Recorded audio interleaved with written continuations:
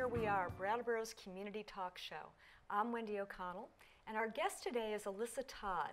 Alyssa is the Executive Director and the Forensic Interview Specialist for Safe Place Child Advocacy here in Vermont, which helps children who have been victims of sexual or physical abuse in many, many ways.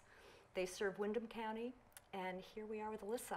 Hi, Wendy. Hi, Alyssa. Thanks for coming on the show. Absolutely. Thanks for having me. Yes, it's great to have you. You're a native Vermonter. I am, yes. I grew up right outside of Rutland. And then I bounced around a little bit, was in Burlington for a little while, down in Springfield, Westminster area for a little while, left for a little while, came back. And you were born and raised in Rutland, right? Yes. You went through school there? Yes. Yep. Yeah, what'd you do in school that you enjoyed? In high school, I was really involved in drama, actually. I was in the drama club, yeah. Then when I was up in Burlington, I got involved in the music scene up there. I was involved in the punk and metal music scene. Really? Yeah. Did you play instruments? Oh no, was just purely there as an audience member. So this is 90s, right? It was early 2000s. Early 2000s, yeah. It's a nice scene. Yeah, yep. We had a really great community center up there, like all ages music venue. So it was great. Oh, great. That's nice. Yeah. And were you in college then? I was. Yes, I was at UVM. Yep. And what were you studying? I studied social work, graduated with a bachelor in social work. You got a dual degree, right? Yeah, I have a dual master's degree. I took a break in between my undergrad and my graduate program. I worked for 5 years and then went back and got a dual degree in nonprofit management and social work. You were working in Springfield, is that right? Yes. Around that time. And did anything in particular lead you to focus on children and advocacy? Sure. I worked actually for the DCF Family Services Office, which is the Child Protection Agency. I worked in the Springfield office after I finished my undergraduate degree, and I got involved in that work partially through a financial incentive program that helped pay for and offset the cost for my undergraduate degree. It was known as the Title IV program. So I agreed that I would work for the state of Vermont for a specified period of time, specifically at the Family Services Office, because it's challenging to find child welfare social workers all across the nation. Right. And so that's how I got involved in the CPS world is through that program at UVM. That's a pretty good program though if you're starting out, yeah, right? It was a great program for me for a lot of reasons. The financial piece was huge for me, so my student loans were much lower. I then came out of school with a job, which was really great.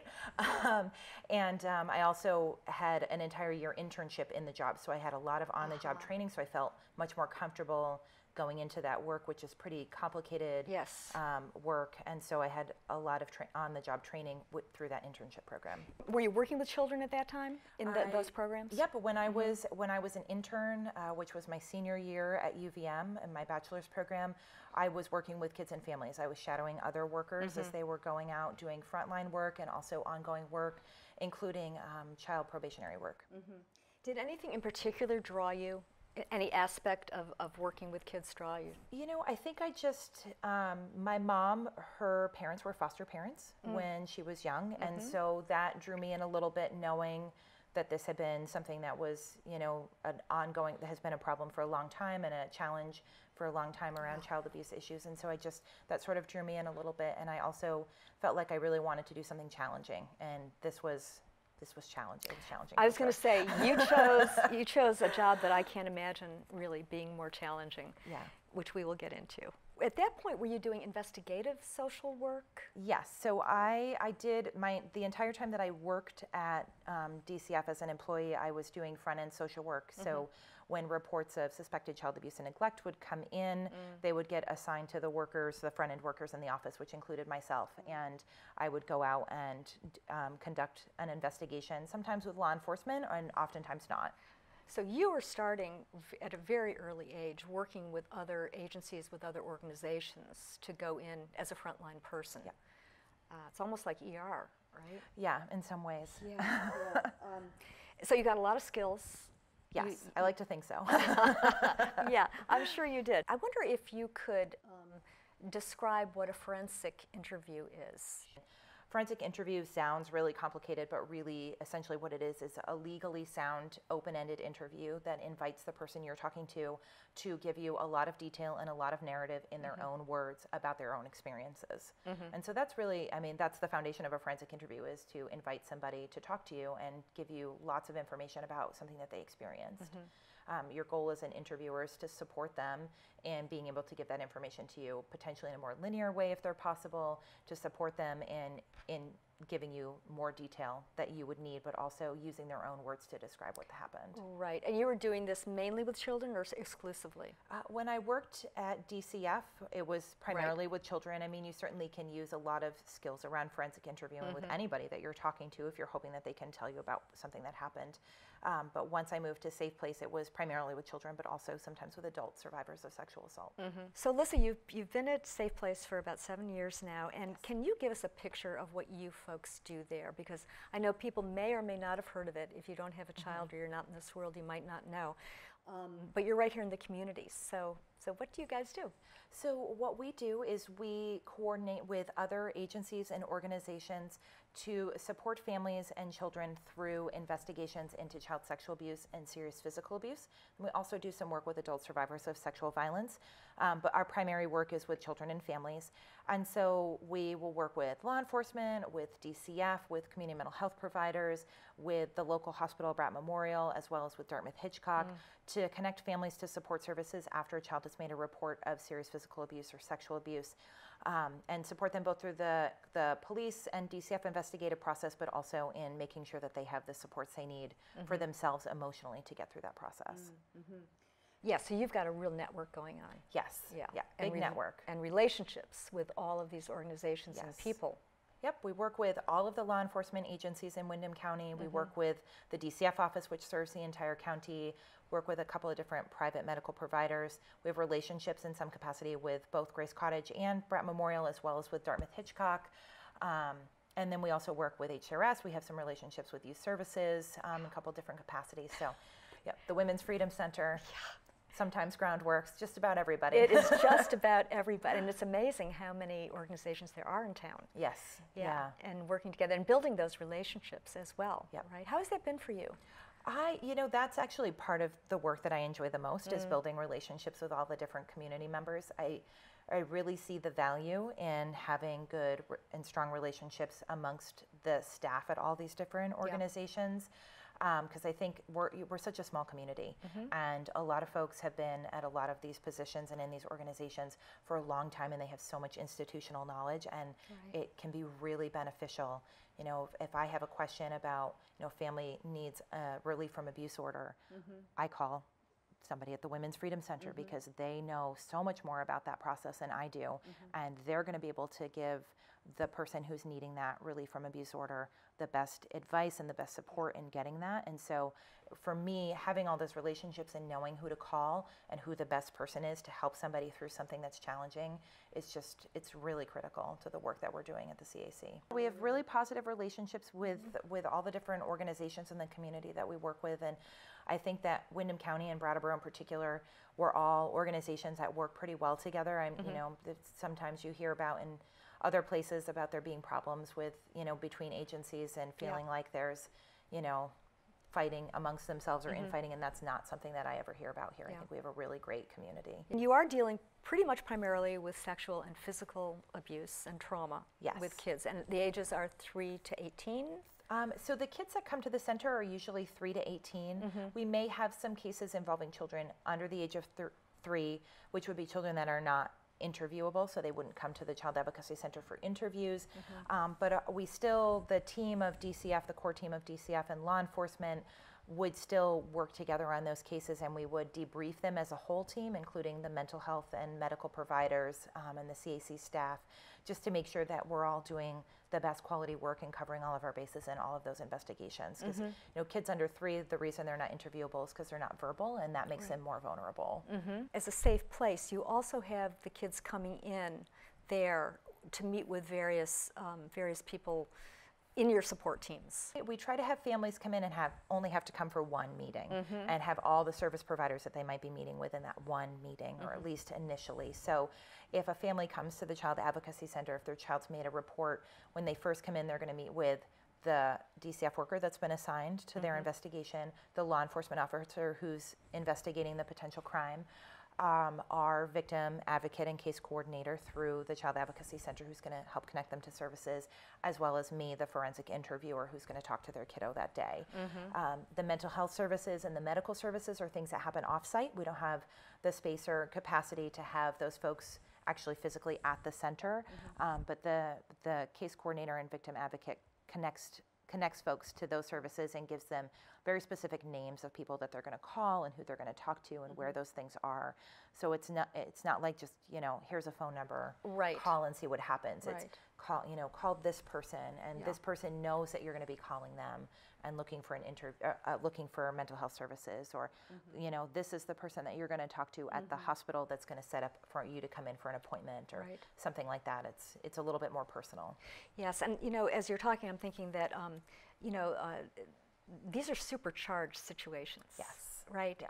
And by the time people walk in your door, there's already a criminal aspect to this. Yes. Yes. Yep. By that point, the parents know that there's a criminal aspect. Something that's important to know is that when we have families come to the Child Advocacy Center, kids always come with their protective caregiver. So they would never come to the center with the person who's been accused of hurting them. If the case is that there is no protective parent or protective caregiver to bring them to the center, then that investigation has to unfold in a little bit different way. And that's just because if the person who's hurting you has brought you to talk about what they're doing that's hurting you, you're not going to want to talk about it. And we don't want the child to have continued contact with that person. Right. So kids always come to the center with a parent who's protecting them and believing them and not hurting them. And so at that point, that parent knows that law enforcement is involved. They may have been the person that's called law enforcement and made the report. They may have been the person who also called DCF and made the report to DCF. And so they get a phone call before they come in, and they know who's going to be there and what to kind of expect a little bit when they first come in the door. And then before we do any interviewing or have kids leave their parents, we sit down and we have a discussion about what's going to happen and how the day is going to unfold. And we talk about the videotaping and who gets copies of the videotapes. And we're very transparent. All the kids that come to the center know that they're being videotaped. It's not a secret that we're doing that. And they know that the police officer and the DCF worker is on the other side of the door and watching us while we're doing the interview. We do that in a developmentally appropriate way. It looks different if I'm telling a 16-year-old that versus a 4-year-old, but we have those conversations so that it's very transparent to everybody what happens at the CAC. Boy, you're balancing a lot of things. I'm thinking, getting for you when you're doing an interview, you're getting all kinds of ephemeral kind of information at the same time, right? You're, as you say, you're reading body language, you're listening for the things that aren't being said. Has your ear attuned over the years? I think so. I oftentimes can tell if kids are coming in and they maybe have more that they want to say and they're not saying it. That's oftentimes something that I can sort of sense with kids. And the purpose of a forensic interview is to give kids an opportunity to give us really truthful information, but it's not like a lie detector test. There's not, there's not really a way for me to know if somebody's telling the truth or not the truth. It's just an opportunity for them to tell us in their own words about their experience. And then it's up to the other investigators to do the rest of the investigation and find corroborating information that supports what the child is saying, or in some rare cases maybe doesn't support what the child is saying. I would think you'd also be using a lot of your de-escalation skills in this. Yeah, sometimes. I mean, does it get really emotional? And it can get emotional. It's oftentimes actually the parents that are more emotional than kids. The kids, especially younger kids, don't always necessarily understand the gravity of what's happened. But we do. Sometimes I have folks that come in and they're really upset, and we talk through that, and we talk about the difficulty of talking about these things. And I remind people that I talk about these things all the time. And there's a lot of shame and stigma attached, particularly to cases of sexual abuse, and people don't want to talk about it. They don't want to talk about their private parts. They don't want to talk about what's happened to them. And that's understandable. So part of my job is to help people feel more comfortable in talking about those things. And, I recognize that I talk about these things a couple times a week with people, and people that I've never met before until they've walked in the door. And then it's like, hey, we've been talking for 10 minutes now. Tell me about one of the worst experiences, potentially one of the worst experiences of your life. And so for me, it's something that happens all the time. And for them, it's hopefully the only time that they're ever going to have to go through that experience. So it is, that de-escalation comes into play, and also just sort of letting people sit with their emotions is really important. And feel safe doing so. Exactly. Yes. Was there anything that drew you to the administrative part of this?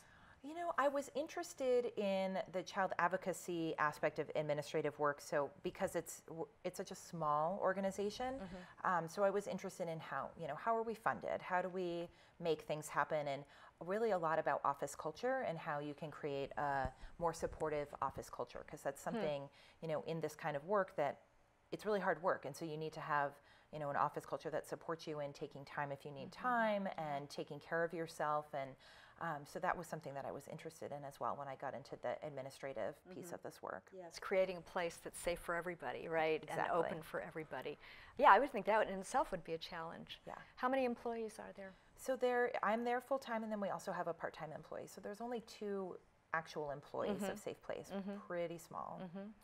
And you are serving all of Windham County. Yes. Right, so people come to you. Is that how it works? Yes, primarily people come to us. There may be a rare occasion that somebody, maybe for a transportation barrier, they're not able to get to us, and so we might travel to them. But our goal is always to have them come to us if possible, so that we can take a videotape interview with the child, just so that way we can get their facial expressions, their body language, all of those things. We can take an audio tape of a child's statement, but you miss a lot of those other pieces that really tell you a lot more about the story and what's going on for them. And so we have the ability to take videotape statements that can be viewed from an observation room. So also, the other beauty of the Child Advocacy Center is that I can talk to a child, and both a DCF worker and a law enforcement person can be observing the interview and hear what the child has to say in real time, without having all 3 of us in the room with them. Right. And if we're out in the community and we're trying to do interviews, then that's generally not possible, unless you're at a police station. And we're always hoping to not have kids have to go to police stations, because they can be a little scary and intimidating, and they're not necessarily child-friendly places. With the clients that you've seen over the years, do you see that it's a broad socioeconomic range, or?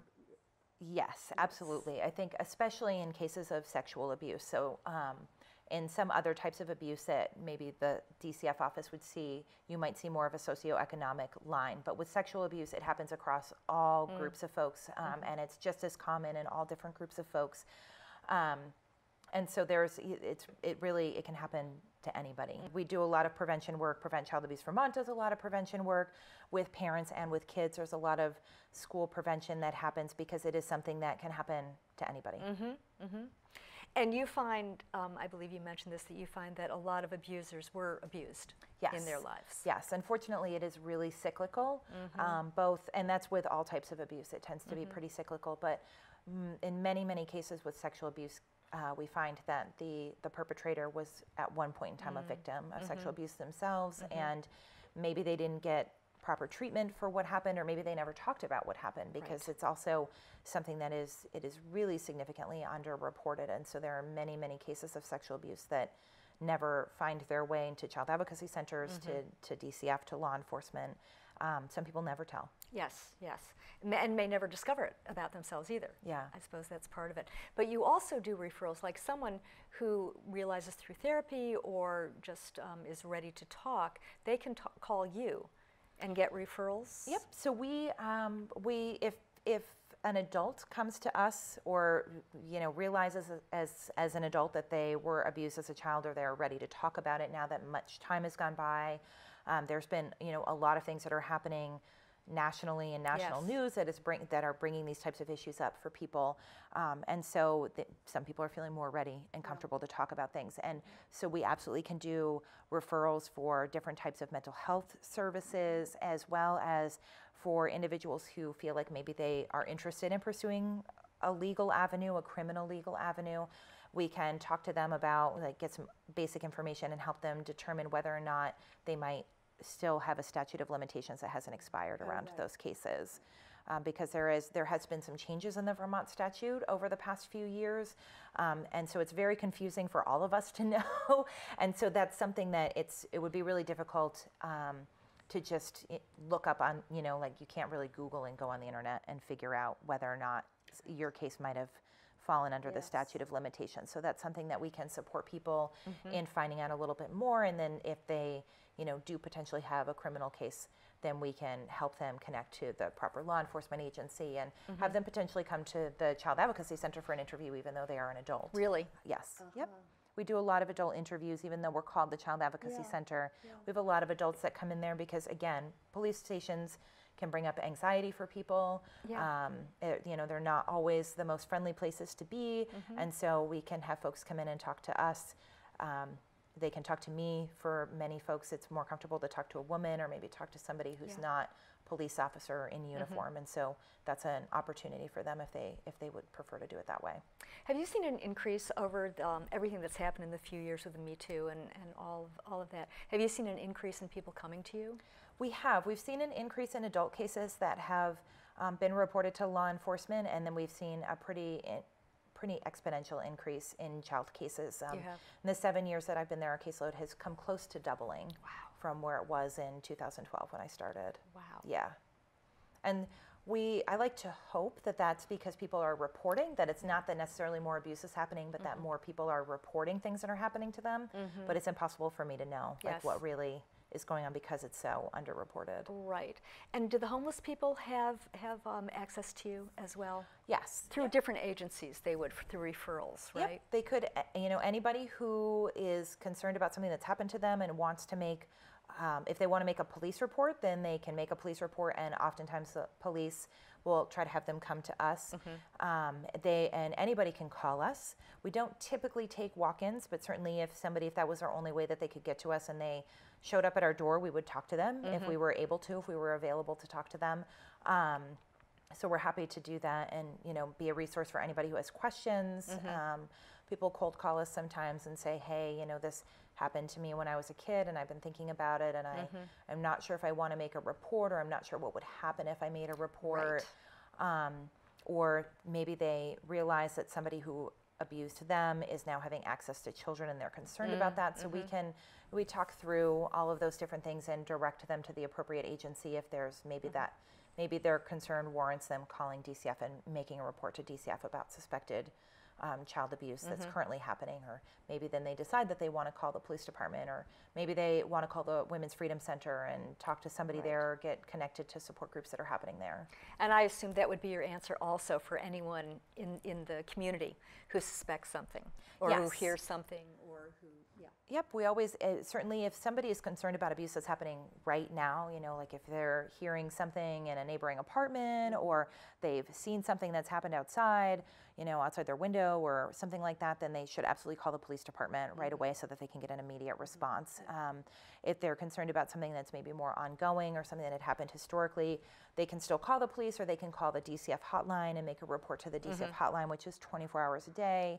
And then people can always call us with questions. We do let folks know that we are mandated reporters at our office, so if they're calling us and want to run a situation by us that we, depending on the information they share with us, we might have to report it to DCF, and so it does take away some of their autonomy if they're thinking maybe they don't want to call DCF. So we try to make sure that people are aware that we would have to call it in if they reported suspected abuse to us, but they can always call us with questions, and if they're an adult and they're thinking about something for themselves, then they can certainly call us and talk to us about what their options might be. Yes. As I said at the beginning, this is a tough job you got. This is a tough job. Can be, yes. So what do you do? What do you do to take care of yourself? What do you, in your office, in your group of people, how do you support each other with that? And so we have a really great team here in Windham County of law enforcement folks, of DCF workers, of mental health providers. Everybody on our team is really wonderful, and a lot of us have been doing this work for a long time, and so we have good relationships with each other. We have monthly team meetings where we get together, we talk about cases, we debrief on some of the more difficult cases. In certain instances, we might do more of like a critical incident review if we have a really significant case that warrants a lot more debriefing and a lot of detailed discussion. We are in the process of building what we call a vicarious trauma toolkit for our office to kind of support folks in dealing with these sorts of things.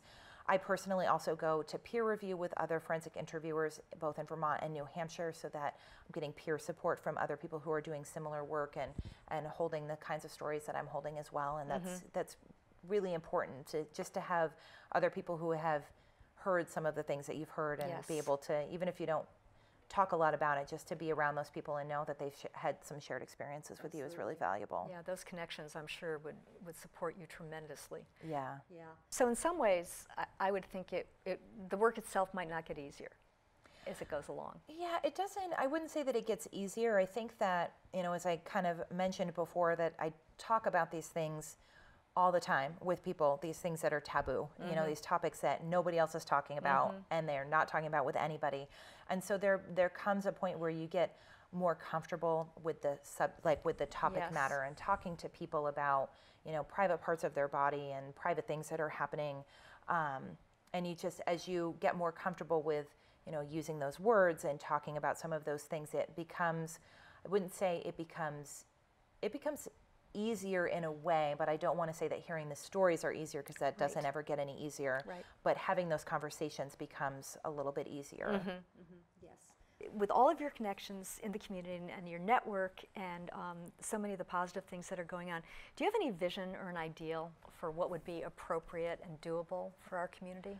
I mean, it might not be doable in the next couple of years, but I would love to see a lot of these agencies and organizations that are working together to be housed in a more co-located way and more of one space, so that families who are going through this can really come to one place. In bigger, urban areas where there are child advocacy centers and they have a much higher number of cases that are coming in, all these things are housed together. They might have a medical provider on site. They might have multiple clinicians on site. And I would love for our community to have that, so that families could come to one place and get all of these different services that they need, not just the core services that the CAC is offering, like therapy services and investigative services, but also be able to come in and maybe talk to a reach-up worker about what's going on with them with their SNAP benefits, and talk to somebody, someone from the Freedom Center about how to get an RFA, and what if there's something going on with their housing and now their housing has been compromised because of this, what has happened, and maybe there's somebody from Groundworks that can meet with them and talk to them about what their options are. And I would love it if we were almost more of like a campus where people could come and access services and not have to drive to the north part of town and drive to the south part of town and then go out to West Brattleboro, and maybe you have to go to Westminster for this service. And it would be really wonderful if people could come to just one place and be able to access all of the things that they need. Yes, and there's a need for it. Yeah, I really think there is. These needs are out there, and so it's to have people together would certainly make a difference. And also, as you say, for people who have trouble with transportation. Yeah, absolutely. Yeah. Well, that's something to throw out into the community. Yes. That idea. Thank you, Alyssa. It was a lot of information, a lot of information I think folks don't know about, and I'm just glad to have it out there. Thank you so much for having me, Wendy. This was great. It was wonderful to have you on. Thank you. Thanks. Thanks to all of you for being with us today and for getting to know about this information too. Yet another organization in our community that is doing amazing work and helping people in so many different ways. See you again next week.